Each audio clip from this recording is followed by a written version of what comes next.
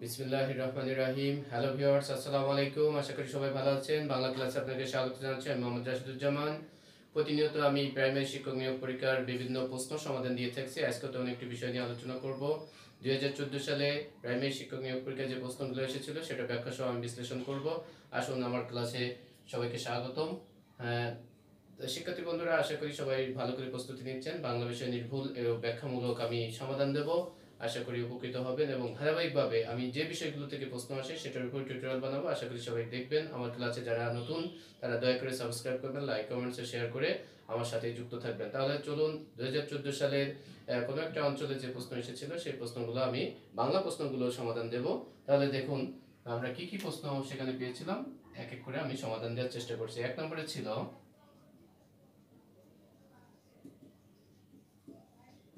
সন্ধি থেকে প্রশ্ন ছিল, বাগাড়ম্বর এর সন্ধি বিচ্ছেদ কি? এর সঠিক বিচ্ছেদ কি?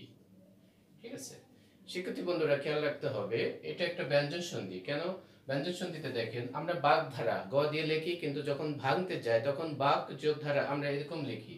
দেখেন বর্গীয় বর্ণের মধ্যে ক বর্গ, চ বর্গ, ট বর্গ, ত বর্গ, ক, চ, ট, প, এই যে পাঁচটি বর্গ আছে, সন্ধিতে একটা নিয়ম আছে, বর্গের প্রথম বর্ণ থাকলে তৃতীয় বর্ণ হয় অথবা তৃতীয় বর্ণ থাকলে প্রথম বর্ণ হয়। তাহলে দেখেন এখানে কিন্তু বর্গের তৃতীয় বর্ণ আছে, তাহলে ক থাকলে গ, জ, ড, দ, ব। এই যে বর্গের 3 নম্বর বর্ণ হচ্ছে এটা, এইগুলো, আর এটা হচ্ছে প্রথম বর্ণ। তাহলে দেখেন তৃতীয় বর্ণ থাকলে প্রথম হচ্ছে, তৃতীয় বর্ণ থাকলে প্রথম। প্রত্যেকটা সন্ধিতে একটা নিয়ম আছে যে বর্গের তৃতীয় বর্ণ দিয়ে যদি কোনো শব্দ শুরু হয় সেটা ভাঙার সময় ওই বর্ণের প্রথম বর্ণ হবে। আবার ভাঙার সময় যদি প্রথম বর্ণ থাকে আমরা মূল শব্দে তৃতীয় বর্ণ লিখব। তাহলে দেখেন এখানে গ আছে, গ ক বর্গের মধ্যে আছে, তাহলে গ যদি থাকে আমরা কি দেব? ক। তাহলে ভাঙার সময় দেখেন বাক যোগ আড়ম্বর। ঠিক আছে, তাহলে এক থাকলে 3 হয়, এই যে এখানে ভাঙার সময় 1 হবে, বানানের সময় 3 হবে, অথবা বানানে যদি 3 থাকে তাহলে 1 হবে। তাহলে এইটা হচ্ছে বাগাড়ম্বর। এখানে আটা এইভাবে এখানে পরিণত হয়ে গেছে। তাহলে যদি কোন শব্দের নিচেই, অর্থাৎ প্রথম অংশে হোক দ্বিতীয় অংশে হোক, যে কোনো এক পাশে যদি ব্যঞ্জন বর্ণ থাকে তাহলে সেটা ব্যঞ্জন সন্ধি। তাহলে এটা ব্যঞ্জন সন্ধি। এবং দেখেন এখানে ক নিচে হর্ষক চিহ্ন আছে, হর্ষক চিহ্ন থাকা মানে হচ্ছে কোনো স্বরবর্ণ নেই, তার মানে এটা ব্যঞ্জন।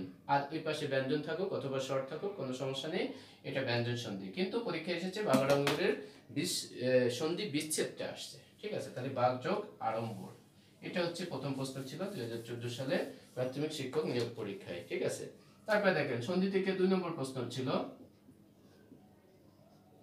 সন্ধির উদ্দেশ্য কোনটি? সন্ধির উদ্দেশ্য কোনটি? সন্ধির আমরা জানি যে দুইটা উদ্দেশ্য আছে, একটা হচ্ছে উচ্চারণের সহজ প্রবণতা আর একটা হচ্ছে ধ্বনিগত মাধুর্য সম্পাদন, অর্থাৎ শুনতে ভালো লাগানো। নাহলে তো আমরা যে বাগ যোগ আড়ম্বর এরকম কথা তো আমরা বলি না, আমরা বলি বাগাড়ম্বর। বিদ্যা যোগ আলয়, বিদ্যা আলয় এরকম বলি না, বিদ্যালয় বলি। তাহলে এই যে উচ্চারণের সহজ আর একটা হচ্ছে শুনতে ভালো লাগানো, তার মানে ধ্বনিগত মাধুর্য সম্পাদন। এখানে দুইটা সন্ধির উদ্দেশ্য, কিন্তু একটা ছিল অ্যান্সারে, সেটা ছিল ধ্বনিগত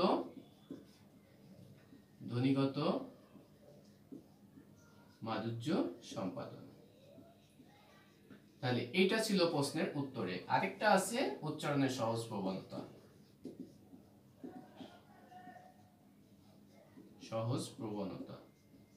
এই দুইটাই হচ্ছে সন্ধির উদ্দেশ্য। এর মধ্যে উপরটা পরীক্ষা ছিল। ঠিক আছে, তাহলে আমরা এটা খেয়াল রাখবো।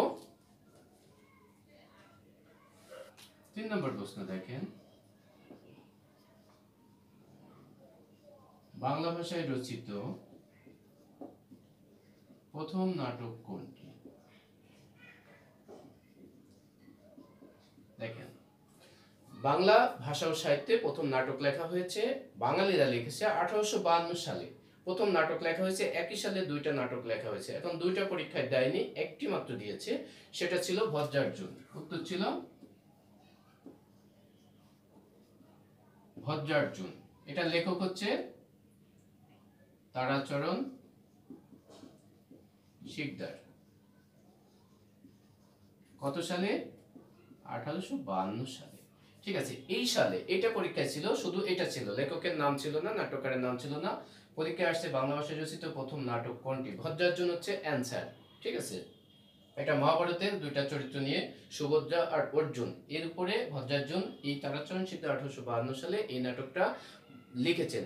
এই সালে আরেকটা নাটক লেখা হয়েছে, যদি এটা কখনো না থাকে ওইটাও থাকতে পারে, সেটার নাম হচ্ছে কীর্তিবিলাস। এটাও 1852 সালে, এটার লেখক হচ্ছে যোগেন্দ্র চন্দ্র গুপ্ত। যোগেন্দ্র চন্দ্র গুপ্ত।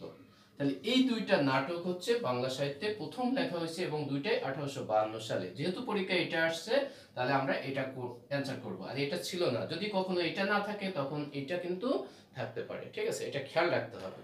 তাহলে এই প্রশ্নটা পরীক্ষায় এসেছে, খেয়াল রাখতে হবে। সালও অনেক সময় আসতে পারে, লেখকের নামও আসতে পারে, তাহলে ওইটা আমরা খেয়াল করব। 4 নম্বরে দেখেন,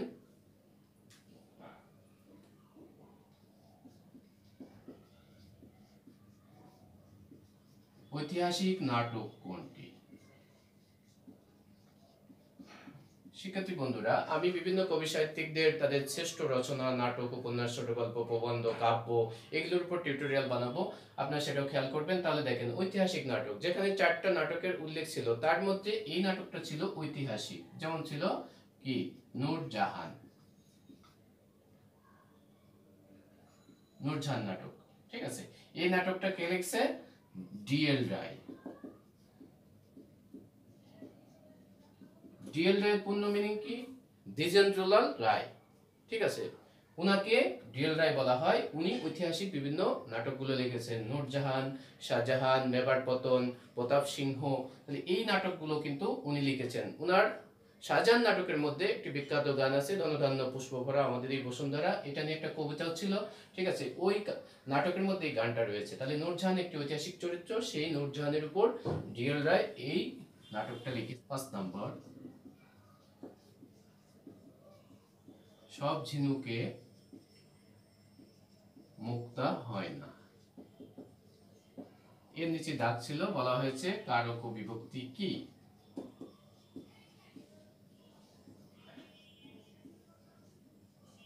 তাহলে এই যে চিহ্নের, যে শব্দের নিচে চিহ্ন দেওয়া থাকে, দাগ দেওয়া থাকে, সেটার কারক ও বিভক্তি নির্ণয় করতে হয়। আমরা জানি যে কারক বিভক্তি নির্ণয় করতে গেলে কোন একটা শব্দের নিচে দাগ থাকে, অথবা অনেক সময় থাকে না, সেটার ভাব আমরা বুঝে নিই যে কার নিচে দাগ হবে।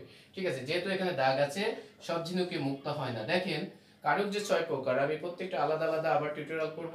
আমরা আপাতত বলে দিচ্ছি, কারক যে 6 প্রকার, এর মধ্যে একটি কারক আছে, 5 নম্বর হচ্ছে অপাদান কারক। অপাদান কারকের বৈশিষ্ট্য হচ্ছে হতে থেকে চেয়ে, কোথা হতে, কোথা থেকে, কোথা চেয়ে, এরকম যদি প্রশ্ন করি, অথবা উৎপন্ন, রক্ষিত, জাত, চ্যুত, আরম্ভ, ভয়, এইগুলো যদি থাকে, তাহলে সেটা অপাদান কারক হয়। তাহলে গৃহীত অপাদান কারকের একটা বৈশিষ্ট্যের মধ্যে আছে, গৃহীত কথাটা থাকলে, দেখেন আমরা মুক্তাটা গ্রহণ করতেছি কোথা থেকে? ঝিনুক থেকে। তাহলে এটা অপাদান কারক আসতেছে। তাহলে মুক্তাটা গ্রহণ করি কোথা থেকে? আবার দেখেন, থেকে, হতে, থেকে, চেয়ে, এই বিভক্তি 5 নম্বর বিভক্তি, আবার এই অপাদান কারকটাও 5 নম্বর। তাহলে যে বিভক্তি, সেই বিভক্তি দিয়ে প্রশ্ন করলে উত্তরটাও পাওয়া যাবে। তাহলে কোথা হতে গ্রহণ করছি? ঝিনুক হতে। তাহলে এটা অপাদান কারক। দেখেন, মূল শব্দ হচ্ছে ঝিনুক। মূল শব্দ ঝিনুক, অতিরিক্ত কি আছে? একার। এখন শিক্ষার্থী বন্ধুরা, অনেক সময় আমাদের এটাও ভুল হয়, অনেক সময় এই কেটা তো একটা বিভক্তি আছে, আমরা এটাকে কে বিভক্তি ধরে নিই, কিন্তু কে বিভক্তি যদি আমরা ধরি, শুধু থাকে কি? ঝিনু। ঝিনু মানে কি ঝিনুক? না। তাহলে খেয়াল রাখতে হবে, এই জায়গায় কিন্তু কে বিভক্তি না, মূল শব্দ হচ্ছে ঝিনুক, অতিরিক্ত এ আছে, এইটা হচ্ছে বিভক্তি। তাহলে এই জায়গায় কে মানে দ্বিতীয় বা চতুর্থী, এটা ধরার কোনো অবকাশ নেই। মূল শব্দটা আমাকে খেয়াল করতে হবে, তারপরে দেখতে হবে বিভক্তিটা কি আছে। তাহলে ঝিনুক মূল শব্দ, এর সাথে অতিরিক্ত এ আছে, এ মানে সপ্তমী বিভক্তি। ঠিক আছে, তাহলে এটা অপাদানে সপ্তমী। এই প্রশ্নটা 5 নম্বর প্রশ্নে এসেছিল। তাহলে শিক্ষার্থী বন্ধুরা, আমি কারকের উপরও আলাদা টিউটোরিয়াল করব, আশা করি সেটাও দেখবেন। 6 নম্বর প্রশ্ন আসি। এটাও দেখেন, এটাও কারক থেকে। কান্নায় শোক কমে। এখানে বলছে কোন কারকে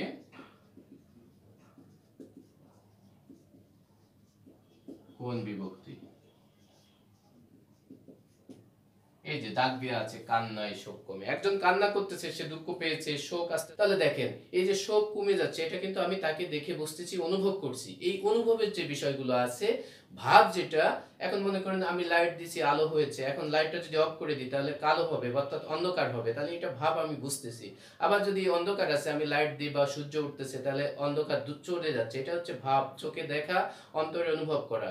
এটা হচ্ছে অধিকরণ কারকের মধ্যে একটা আছে ভাবাদিকরণ। ঠিক আছে, সেই ভাবাদিকরণ এটা, তাহলে আমরা এটা বলতে পারি। তাহলে যেহেতু পরীক্ষায় ভাবাদিকরণ ছিল না, অধিকরণ দিলেই হবে, তাহলে অধিকরণ কারক। অধিকরণ কারকে কান্নায়, এই যে কান্না মূল শব্দ অন্তঃস্থ সপ্তমী, তবে পরীক্ষা ছিল কোন কারক, শুধু এইটুক ছিল। আমাকে অধিকরণ দিলেই হবে, যেহেতু অধিকরণের মধ্যে আবার শ্রেণী বিভাগ রয়েছে। একটা হচ্ছে সময় বোঝালে কালাধিকরণ, স্থান বোঝালে স্থানাধিকরণ, আর ভাব বোঝালে ভাবাধিকরণ। তাহলে যদি পরীক্ষায় কখনো আসে ভাবাধিকরণ সপ্তমী, এটাও আসতে পারে। আবার ভাবাধিকরণের আরেকটা নাম আছে ভাবে সপ্তমী, সেটাও আসতে পারে। আবার পরীক্ষায় দিয়েছে কোন কারক, অধিকরণ, সহজ দিয়েছে। ঠিক আছে, তারপরে দেখেন সাহিত্য অংশ থেকে একটা প্রশ্ন, 7 নাম্বার। কৃতদাসের হাসি বিখ্যাত একটা উপন্যাস, বলছে কার লেখা? কৃতদাসের হাসি কার লেখা? এটা বিখ্যাত একটা উপন্যাস, সম্ভবত 1966 সালে এটা প্রকাশ হয়েছে। শওকত উসমান, খেয়াল রাখতে হবে, শওকত উসমানের অনেক উপন্যাস রয়েছে বাংলা সাহিত্যের। হ্যাঁ, আপনার জাহান্নামতে বিদায়, গত একটা টিউটোরিয়ালে আমি দেখিয়েছি যে সেটা উনি লিখেছেন মুক্তিযোদ্ধা ভিত্তিক। আবার লিখছেন জননী উপন্যাস লিখেছেন। ঠিক আছে, আবার কি, তাহলে কৃতদাসের হাসি উপন্যাসের লেখক হচ্ছে শওকত উসমান। আপনারা খেয়াল রাখবেন, এনার অনেক বিখ্যাত বিখ্যাত গ্রন্থ রয়েছে, সেটাও পড়বেন।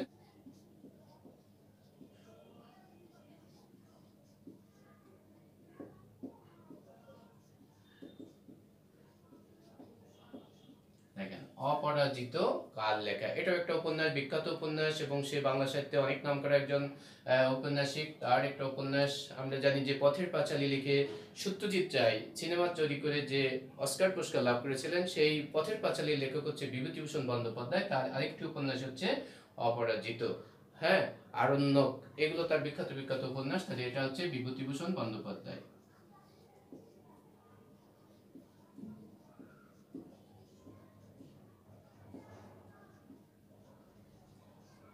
তাহলে বিভূতিভূষণ বন্দ্যোপাধ্যায়, বানানটাও একটু খেয়াল করবেন, অনেক সময় পরীক্ষায় কারেকশন আসতে পারে, বানান সঠিক আসতে পারে। যে বিভূতিভূষণ সঠিক বানান কোনটি, এটা দিতে পারে। বিভূতি এটাও দীর্ঘকার, এটাও ভূষণেও দীর্ঘকার, এখানে মূর্ধন্য ষ, এখানে মূর্ধন্য। ঠিক আছে, এটাও খেয়াল রাখতে হবে। তারপরে দেখেন সাহিত্য অংশ থেকে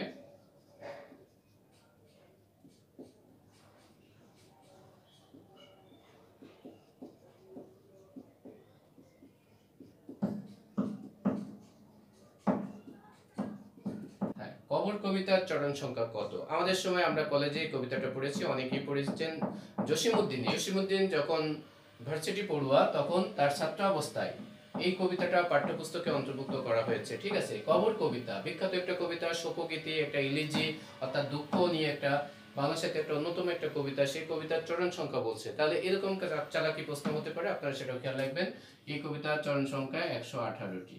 118টি চরণ বা লাইন আছে জসিমউদ্দিনের বিখ্যাত কবর কবিতা।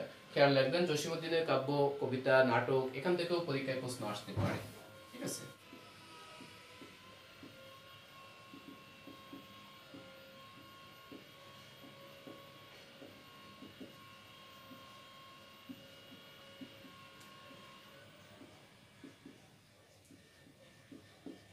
দেখেন একই প্রশ্নে, একই বছরে দুইটা প্রশ্নে জসিমউদ্দিন থেকে আসছে। একটা হচ্ছে কবর কবিতার লাইন সংখ্যা কত, আরেকটা হচ্ছে জসিমউদ্দিনের কাহিনী কাব্য কোনটা। ঠিক আছে, আমরা জানি যে জসিমউদ্দিনের বিখ্যাত কাব্য হচ্ছে নকশিকাঁথার মাঠ। এই নকশিকাঁথার মাঠটা হচ্ছে কাহিনী কাব্য, এটা বিভিন্ন বিদেশি ভাষায় অনুবাদ হয়েছে। ঠিক আছে, তাহলে নকশি কাঁথার, তাহলে এই কাব্যটা বিভিন্ন বিদেশি ভাষায় অনুবাদ হয়েছে, এটা একটা কাহিনী কাব্য। কোন শব্দটি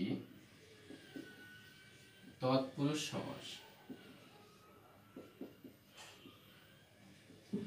তাহলে একটা শব্দ দিয়ে বলছে, একটা সমাস দিয়ে বলছে এটা তৎপুরুষ সমাস কোনটি, অর্থাৎ চারটা ছিল তার চারটার মধ্যে বলছে তৎপুরুষ সমাস কোনটা। আমরা যখন সমাসের টিউটোরিয়াল করব তখন আরো বিস্তারিত বলা হবে। আজকে শুধুমাত্র একটা জিনিস আমি বলে দিই, বিভক্তির চিহ্ন, শব্দের শেষে অতিরিক্ত যে চিহ্নগুলো থাকে ভাঙার সময় কোনো সমাসে যদি বিভক্তির চিহ্ন আসে তাহলে সেই সমাসটা হচ্ছে তৎপুরুষ সমাস। এর মধ্যে দেখেন মধুমাখা, দেখেন কোন শব্দ ভাঙার সময় যদি বিভক্তির চিহ্ন আসে, বিভক্তির চিহ্ন দ্বিতীয়া থেকে সপ্তমী পর্যন্ত এই ছয়টা বিভক্তির চিহ্ন নাম অনুসারে তৎপুরুষ সমাসের নামকরণ করা হয়েছে, যেমন দ্বিতীয়া, তৃতীয়া, চতুর্থী, পঞ্চমী, ষষ্ঠী, সপ্তমী। আর শূন্য বিভক্তি এখানে লাগে না, কারণ শূন্য বিভক্তি তো স্পষ্ট না, দেখা যায় না, কাউন্ট করা যায় না, এই জন্য এখানে সমাসে শূন্য বিভক্তি লাগে না। আমরা কারকে শূন্য বিভক্তি এখানে প্রয়োগ করব। তাহলে এখানে দ্বিতীয় থেকে সপ্তমী পর্যন্ত ছয়টি বিভক্তির কাজ রয়েছে, সেই বিভক্তির চিহ্নগুলো তৎপুরুষ সমাসে ব্যবহার হয়। ঠিক আছে, তাহলে যে তৎপুরুষ সমাসের বিভক্তির চিহ্ন থাকে চারটা শব্দের মধ্যে এই শব্দটা ভাঙার সময় বিভক্তির চিহ্নটা আসবে, অন্য শব্দগুলো ভাঙার সময় বিভক্তি আসে না। যেমন দেখেন আমরা ভাঙি মধু দিয়ে মাখা অথবা মধু দ্বারা মাখা। এই দেখেন দ্বারা দিয়ে কর্তৃক, এই তিনটা বিভক্তি হচ্ছে তৃতীয় বিভক্তি। তাহলে এই শব্দটা ভাঙার সময় কি বিভক্তি চিহ্ন আসছে। আমার বলছে তৎপুরুষ সমাস কোনটি, কোন তৎপুরুষ তা বলে নাই, তাহলে এইটা এই মধুমাখাটা হচ্ছে তৎপুরুষ সমাস। যদি বলতো কোন তৎপুরুষ তাহলে দ্বারা দিয়া কর্তৃক হচ্ছে তৃতীয়া, তাহলে তৃতীয় তৎপুরুষ হইতো। ঠিক আছে, তাহলে আমার শুধু আসছে আসলে এই সালে এসেছে একই সাবজেক্ট থেকে পরপর দুইটা করে এভাবে আসছে। যেমন দেখেন সমাসের রীতি কোন ভাষা থেকে আগত।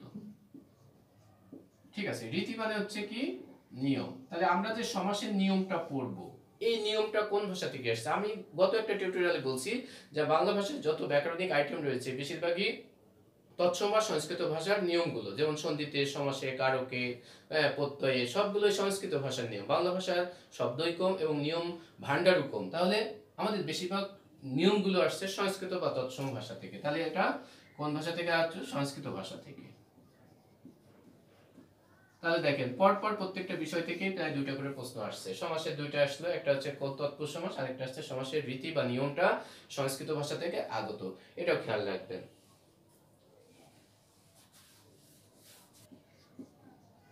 দেখেন কাক নিদ্রা অর্থ কি? হ্যাঁ, উত্তর কাক নিদ্রা মানে অল্পক্ষণ ঘুম হয়েছে, অগভীর সতর্ক নিদ্রা, অর্থাৎ আমি শুনতেছি কিন্তু ঘুমে শুয়ে আছি, তাহলে অল্পক্ষণের ঘুম বলা যায়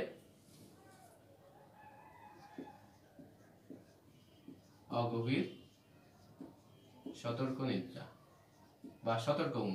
আমি যদি অল্পক্ষণের ঘুম দিই তাও একই কথা, যেহেতু উত্তরে এটা ছিল অগভীর সতর্ক নিদ্রা, এটা অপশনে ছিল, এই জন্য আমরা এটা দিলাম। তার মানে আমি অল্পক্ষণ ঘুমেছি, কাঁচা ঘুম যেটাকে বলে সেটা এটা, যে আমার কাঁচা ঘুম ভেঙে দিল, তার মানে মাত্র ঘুমোচ্ছি, ঘুম এখনো আসেনি, এরকমকে বলা হয় কাক নিদ্রা বা অগভীর সতর্ক নিদ্রা বা কি অল্পক্ষণের ঘুম। এটা কোন বাগধারা দুটির মধ্যে মিল রয়েছে? এখানে একটা জিনিস দেখেন, চারটা জোড়া বাগধারা দেওয়া হয়েছে, বলছে কোন জোড়া বাগধারা একটি অপরটির সাথে মিল রয়েছে। যেমন দেখেন উত্তর ছিল বক ধার্মিক, আরেকটা ছিল বিড়াল তপস্বী। হ্যাঁ দেখেন এই দুইটার অর্থ হচ্ছে ভণ্ড। ঠিক আছে, বক ধার্মিক মানে ভণ্ড আর বিড়াল তপস্বী মানে ভণ্ড। ঠিক আছে, দুইটার অর্থ এক ছিল। আবার অনেক সময় আসতে পারে নিচের কোনটি ভিন্ন, এটি থেকে যেটা প্রশ্ন দেওয়া আছে সেটা থেকে একটা ভিন্নটা কোনটা, কোন বাগধারা দুটি ভিন্ন, এরকমও থাকতে পারে। অর্থাৎ তিনটা অপশনে একই থাকবে, একটা ভিন্ন ভিন্ন থাকবে, অর্থাৎ এটার অর্থটা ভিন্ন, এরকমও থাকতে পারে। আবার এখানে আসছে দুইটা বাগধারার মধ্যে মিল, অর্থগত মিল এই দুইটা ছিল, তাহলে এটা পরীক্ষায় ছিল। ঠিক আছে, তারপরে দেখেন 15 নম্বর,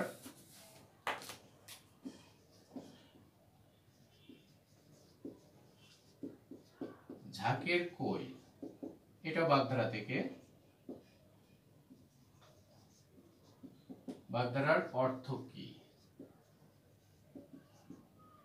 উত্তর ছিল ঝাঁকের কই, অর্থাৎ একসাথে ঝাঁক থাকে, তার মানে একই দলভুক্ত। একই দলভুক্ত একই সারিতে যদি অবস্থান করে তাহলে একই দল সাথে থাকে, সেটা হচ্ছে ঝাঁকের করে আমরা নাম দিয়ে দিতে পারি। ঠিক আছে, তাহলে এটা হচ্ছে সঠিক উত্তর। তারপরে দেখেন একটা বানান সংশোধন, যে সঠিক বানান কোনটি।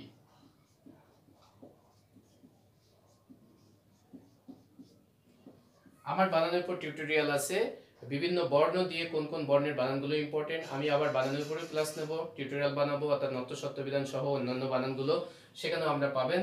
আপনারা পাবেন যে বানান সঠিক বা কি কারণে বানান ভুল যায় এবং সঠিক বানান কোনটি কিভাবে লিখতে হয়। ঠিক আছে, এটার উত্তর ছিল সৌজন্য।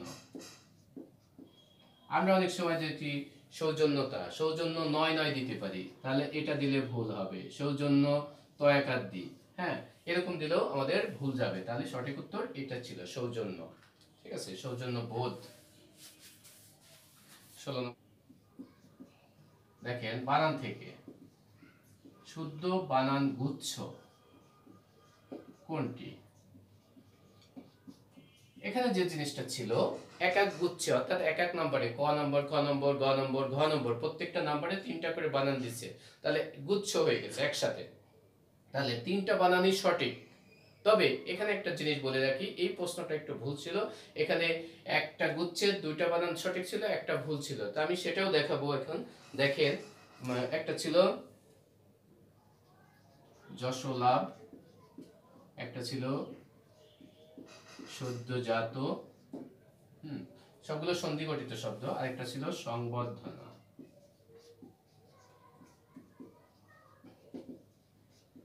দেখেন প্রশ্নে ছিল এইটা, এই দুটা সঠিক আছে, আর প্রশ্নে এই সংবর্ধনা বানান এইটা ছিল সংবর্ধনা, কিন্তু সংবর্ধনা সঠিক বানান হবে এইটা, আর বাদ বাকি 3টা যে অপশন ছিল সেই অপশনগুলোতে 3টা বানান করেই ভুল ছিল।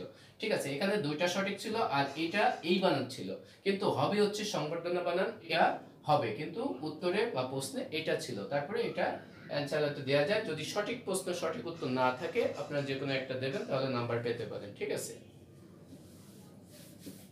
আর যদি 2টা সঠিক থাকে কোনো প্রশ্নে, তাহলে সবচেয়ে আগে যেটা থাকবে ওই সঠিকটা আপনারা অ্যানসার করবেন। সঠিক উত্তর কোনটি। এই প্রশ্নটা এক কথায় প্রকাশ বা বাক্য সংকোচন থেকে ছিল, যেমন দেখেন এটা ছিল, প্রশ্নটা ছিল সঠিক উত্তর কোনটি, মানে একটা বাক্য সংকোচনের সেটার উত্তর দেওয়া ছিল। যেমন দেখেন হত্যা বা হনন করার ইচ্ছা, এটা সমান সমান দিয়ে একটা অ্যানসার ছিল, আর বাদ বাকিটা 3টা এরকম বাক্য সংকোচন দিয়ে বা এক কথায় প্রকাশ দিয়ে পাশে সঠিকটা মানে উত্তরটা ছিল। এর মধ্যে সঠিক ছিল যেটা, সেটা হচ্ছে এইটা, যে হনন করার ইচ্ছা। অনেক সময় হনন থাকলে আপনারা বুঝতে পারেন না, হনন মানে হচ্ছে হত্যা, তাহলে হত্যা করার ইচ্ছা হচ্ছে জিজ্ঞাসা। ঠিক আছে, জিজ্ঞাসা।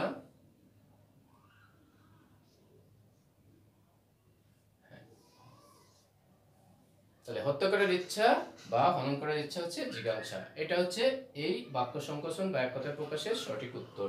ঠিক আছে, তারপরে দেখেন শেষ নম্বর প্রশ্ন, এখানে 19টা প্রশ্ন এসেছিল, আমরা 19 নম্বর প্রশ্ন দিচ্ছি। দেখেন ঋজু এর বিপরীত কি।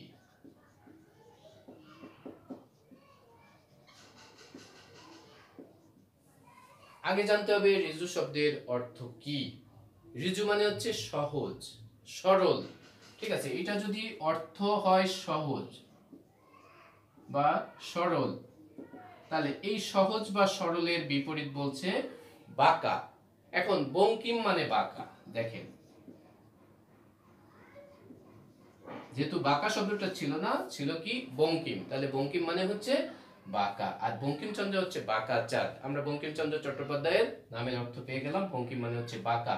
তাহলে ঋজু মানে যদি সহজ বা সরল হয়, তাহলে বঙ্কিম এর বিপরীত শব্দে এটা অ্যান্সারে ছিল। তাহলে শিক্ষার্থী বন্ধুরা, আগামী ক্লাসে আবার কোনো একটা বছরের প্রশ্ন আমি সমাধান নিয়ে আসবো। সে পর্যন্ত ভালো থাকেন, সবাই সুস্থ থাকেন, আল্লাহ হাফেজ, আসসালামু আলাইকুম।